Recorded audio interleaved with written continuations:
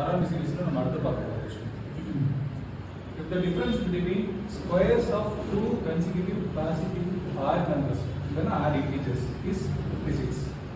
Then the two consecutive odd integers are ரெண்டு odd number ஓட ரெண்டு odd number square ஓட difference தான் 56 கொடுக்கலாம். odd number னா 1 3 5 7 சொல்லிட்டு difference எல்லாமே 2 ஆ இருக்கிறது போறது எல்லாமே நம்ம odd number சொல்றோம். இப்போ first odd number நான் x ன்னு எடுத்துக்கிறேன்.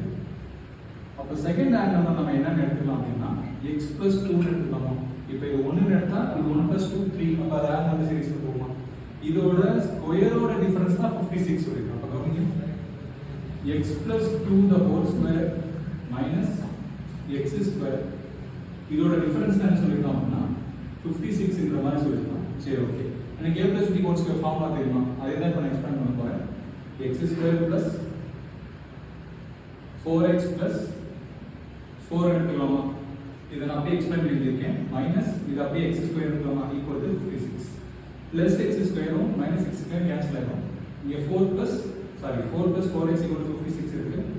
4x equal to 56 இந்த 4 இங்க போனா மைனஸ் ஆயிடும். அப்போ 4x equal to 52 வந்து நிக்குமா?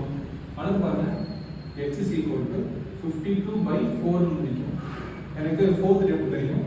4 into 13 தான் எனக்கு 52. அப்போ x is equal to எனக்கு என்ன கிடைக்குதுன்னா 13 கிடைக்குது. That means என்னோட ஃபர்ஸ்ட் இன்டிஜர் வந்து பாத்தீங்கன்னா x, அது எனக்கு 13 கிடைக்குது.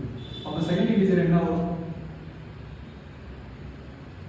x + 2 தான் செகண்ட் இன்டிஜரா? அப்ப x க்கு பதிலா 13 + 2 னா எனக்கு என்ன கிடைக்குதுன்னா 15. அப்போ அந்த ரெண்டு இன்டிஜர்ஸ் என்ன அப்படின்னா 13, 15ன்றது தான் என்னோட ஆன்சர்.